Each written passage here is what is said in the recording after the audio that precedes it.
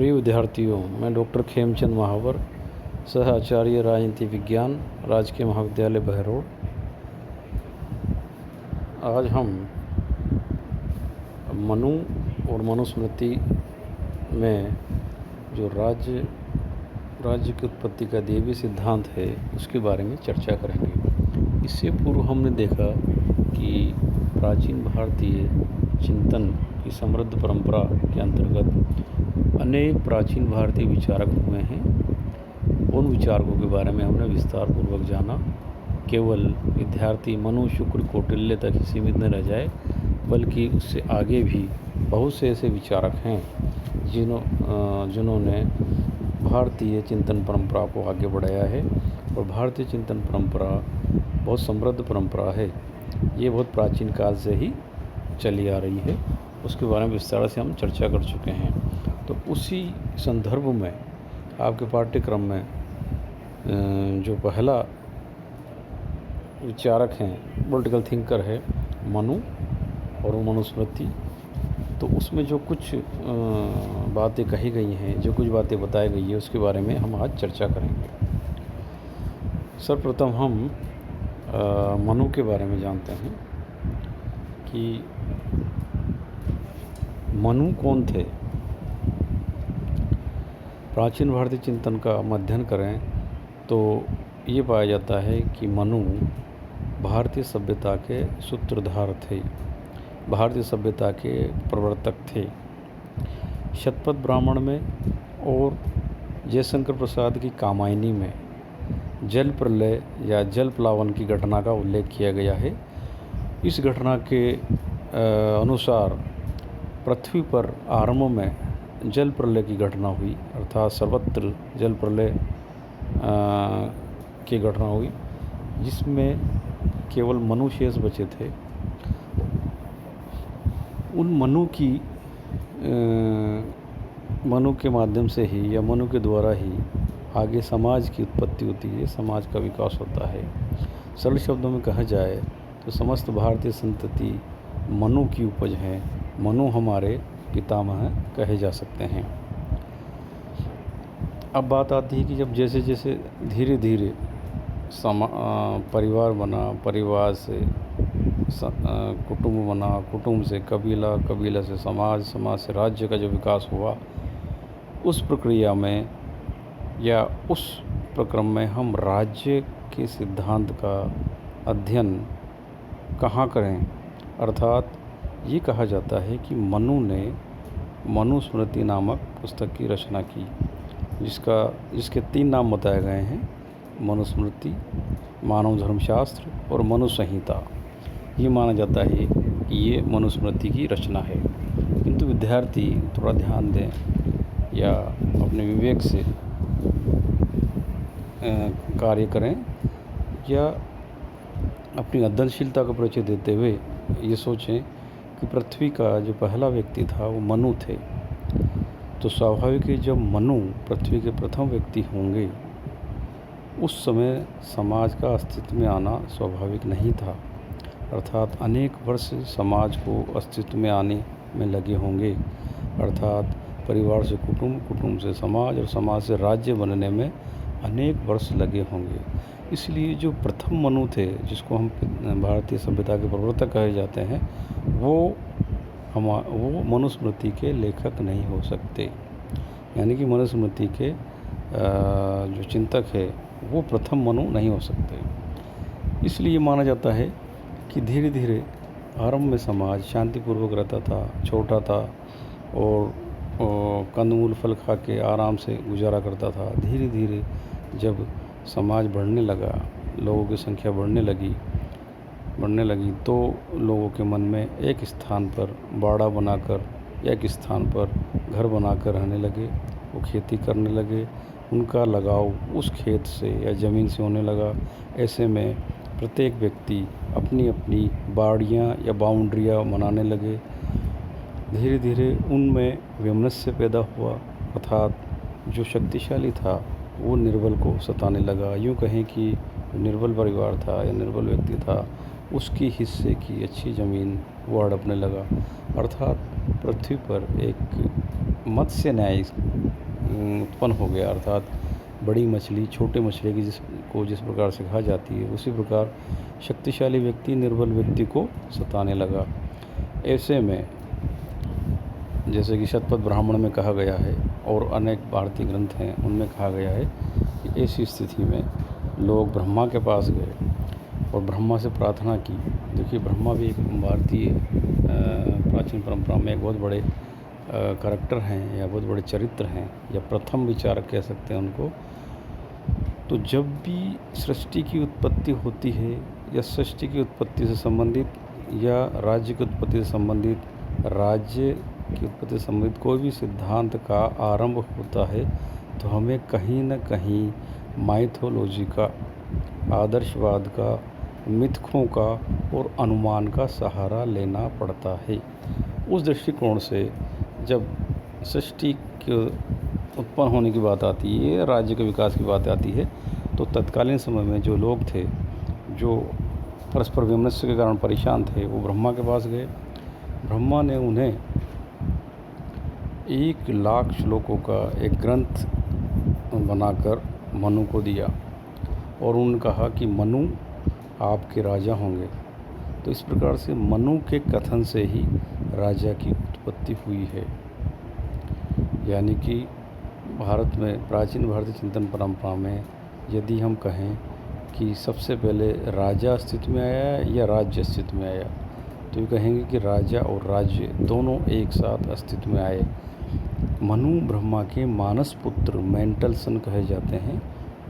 ब्रह्मा ने मनु को नियुक्त किया कि आप जनता पर शासन करेंगे और जनता बदले में अपनी फसल का 1/6 भाग कर के रूप में आपको देगी।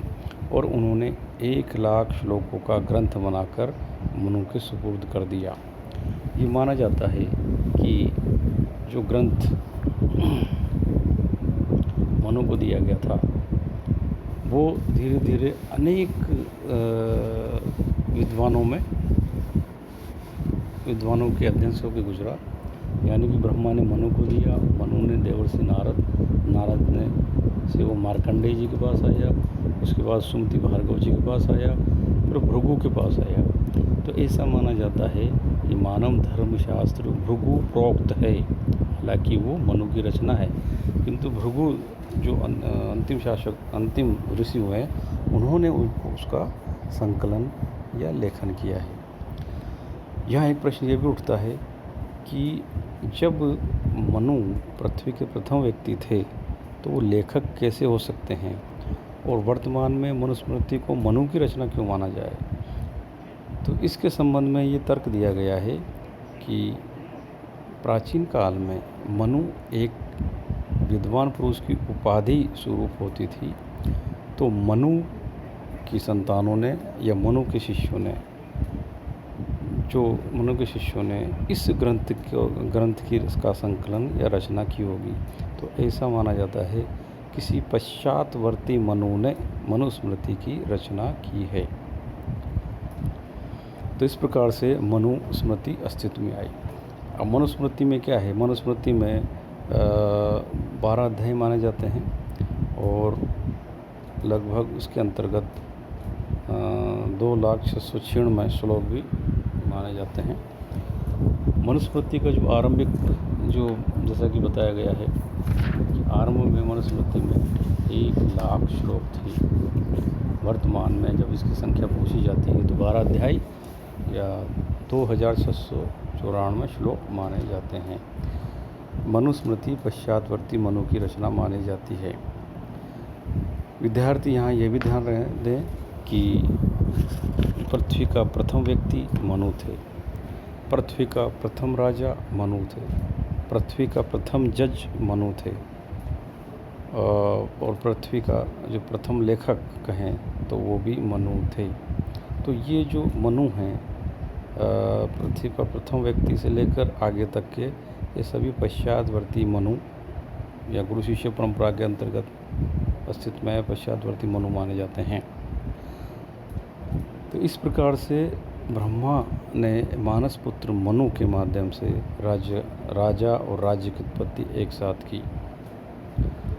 अब विद्यार्थियों को यहाँ भी बताना चाहूँगा कि राजनीति विज्ञान में राज्य की उत्पत्ति कैसे हुई है या राज्य की उत्पत्ति के कौन कौन से सिद्धांत है। तो विश्व में अलग अलग प्रकार के सिद्धांतों की अवधारणा इसमें दी गई है। थोड़ी सी चर्चा हम उन अन्य सिद्धांतों की भी कर लें, क्योंकि हम राज्य उत्पत्ति के देवी सिद्धांत की चर्चा करेंगे, क्योंकि मनु ने मनुस्मृति में राज्य की देवी उत्पत्ति के सिद्धांत की बात कही है। तो सबसे पहले हम मूल बिंदु पे आते हैं, यानी कि मनु का जो देवी सिद्धांत है वो क्या है उसके बारे में जान लेते हैं। जैसा कि नोट्स में आप देख रहे हैं कि मनु ने राज्य की देवी उत्पत्ति का सिद्धांत का प्रतिपादन किया। अब इसके क्या मायने होते हैं?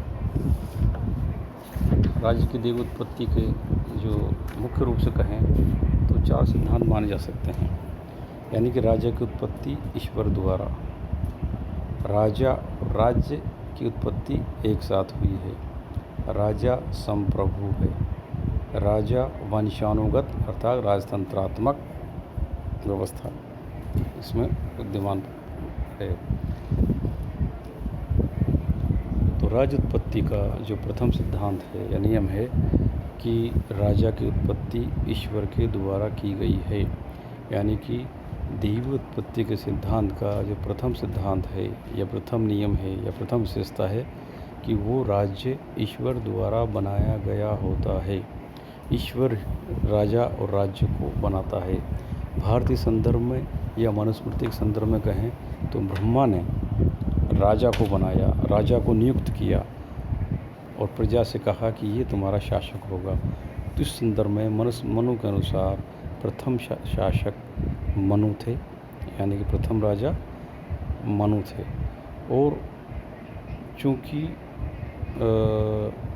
मनुस्मृति में राजा की उत्पत्ति की गई है, राज्य की उत्पत्ति पहले हुई है, राज्य की उत्पत्ति बाद में या साथ साथ गई है, कि जैसे ही राजा अस्तित्व में आता है राज्य स्वतः ही अस्तित्व में आ जाता है। इसलिए कहा जा सकता है कि king and state is twins of origin of state. तो राजा और राज्य जुड़वा, इनकी उत्पत्ति जुड़वा के रूप में हुई है, यानी कि एक साथ अस्तित्व में आए हैं। दूसरी देव उत्पत्ति के सिद्धांत की जो प्रमुख विशेषता है वो राजा की संप्रभुता की है। मनुस्मृति में कहा गया है कि राजा जो है वो संप्रभु होगा। यदि शासन पर एक बालक भी राजा के रूप में विद्यमान है तो समस्त जनता को उस बालक की आज्ञाओं का पालन करना होगा।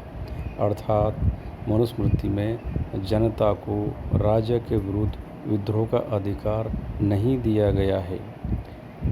यद्यपि उसमें कहा गया है कि राज्य में प्रथम स्थान दंड का होगा और राजा का स्थान द्वितीय होगा, किंतु जब गहराई से अध्ययन करते हैं और हम ये देखने का प्रयास करते हैं कि दंड धारक कौन होगा, दंड का प्रवर्तक कौन होगा, तो अंततः इस निष्कर्ष पर पहुँचते हैं कि राजा ही दंड का प्रवर्तक होगा।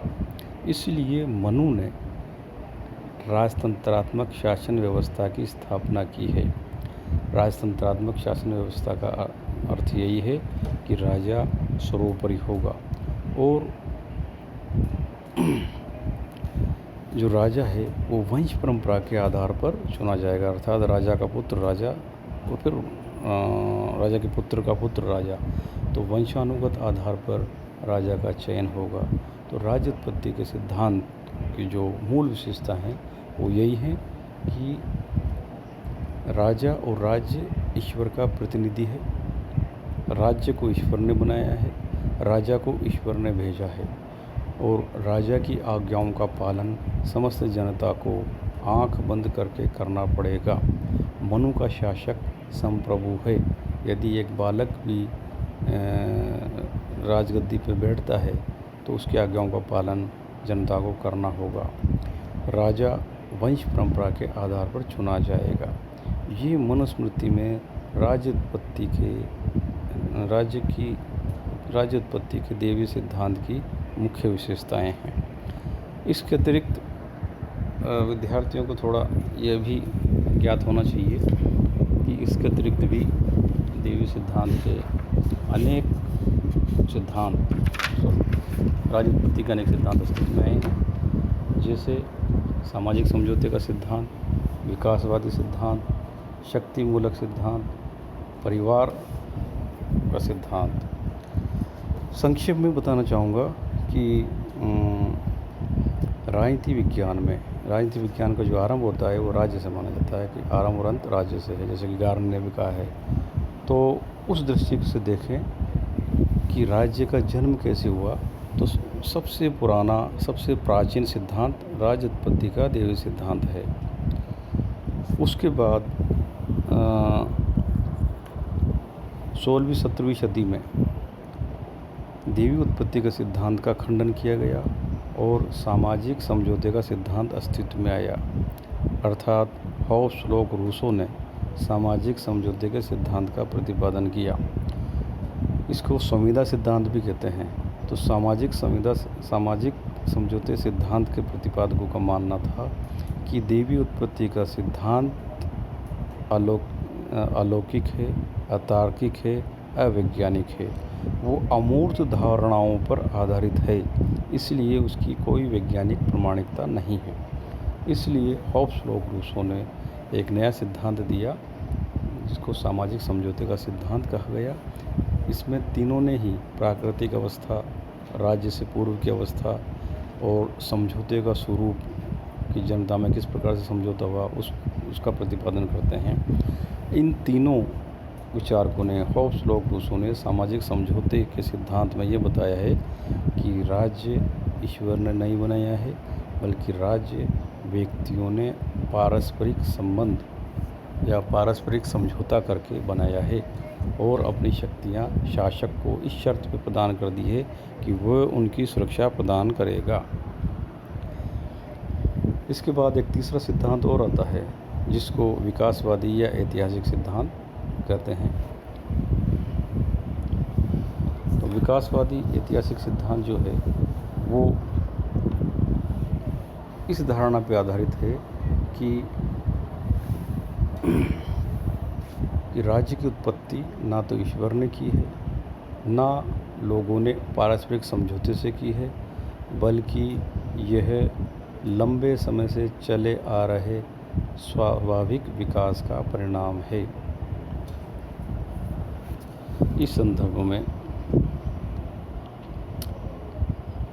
में गेटेल ने कहा है कि राज्य न तो ईश्वर की रचना है, न श्रेष्ठ भौतिक बल का परिणाम है, न किसी सामाजिक समझौते की उपज है, न ये पितृ प्रधान है, न ये मातृ प्रधान है, प्रणाली का विस्तार है। प्रत्येक अन्य सामाजिक संस्था की तरह राज्य का उदय अनेक स्रोतों तथा अनेक प्रकार की स्थितियों के अधीन हुआ है। ये लगभग अदृश्य रूप से अस्तित्व में आया है। अर्थात विकासवादी सिद्धांत, जो राज्य की उत्पत्ति का विकासवादी सिद्धांत है, वो ये कहता है कि राज्य का जो विकास हुआ है या राज्य जो अस्तित्व में आया है वो अनेक वर्षों के भिन्न भिन्न परिस्थितियाँ जिस प्रकार से बदलती गई, जिस प्रकार से विकास होता गया, उस रूप में ये अस्तित्व में आया है। और इसकी अनेक विशेषताएँ बताते हैं कि जैसे राज्य उत्पत्ति का विकासवादी सिद्धांत कहता है कि ये इसलिए अस्तित्व में आया क्योंकि रक्त संबंध के आधार पर परिवार की इकाइयाँ बढ़ती गई, धर्म के आधार पर परिवार, कबीले एक साथ रहने लगे और एक सी जीवन शैली उनकी बनती गई, शक्ति और बल के आधार पर भी ये बनती गई। अर्थव्यवस्था अर्थात जीवन स्थिर होने के बाद अनेक साजो सामान, व्यवस्था, आर्थिक क्रियाकलाप होते गए राजनीतिक चेतना के कारण। तो मूल रूप से 5 आधारों के कारण इस राज्य की उत्पत्ति का विकास हुआ है। विकासवादी सिद्धांत जो है अपने 5 मुख्य बिंदु बताते हैं। पहला रक्त संबंध, दूसरा धर्म, तीसरा बल, चौथा अर्थव्यवस्था और 5वां राजनीतिक चेतना। तो इनके कारण राज्य का विकास हुआ है, न कि राज्य को ईश्वर ने बनाया है, न ही वो लोगों ने मिलकर बनाया है, बल्कि वो अपने आप बनाया है। इसके अतिरिक्त दो सिद्धांत और हैं जिसमें शक्ति मूलक सिद्धांत, यानी कि राज्य शक्ति के बेस पे बना है, अर्थात चूँकि इतिहास जो है संघर्षों का संघर्ष और युद्ध का इतिहास रहा है, और युद्ध और संघर्ष के बेस पे ही या जो कबीले के सरदार थे वो विकास करते गए हैं, जो साम्राज्य का विस्तार करते गए हैं। तो शक्ति और बल के बेस पे राज्य की उत्पत्ति हुई है, एक वर्ग कहता है। एक पांचवा सिद्धांत इसका परिवार सिद्धांत भी माना जाता है। इसमें रक्त संबंध के आधार पर बताया गया है। वो कहते हैं कि परिवार सबसे छोटी इकाई है। इसके जो प्रमुख प्रतिपादक हैं या समर्थक हैं वो आप अरस्तु को मान सकते हो। अरस्तु कहता है कि राज्य अंततः परिवार का विस्तार है। अनेक परिवारों के संयोग का गांव कहा जाता है। गांव स्वाभाविक रूप से वंशजों, बच्चों और उसकी संतानों से निर्मित होता है, तो परिवार के माध्यम से राज्य बना है। तो इस प्रकार से पांच सिद्धांत है।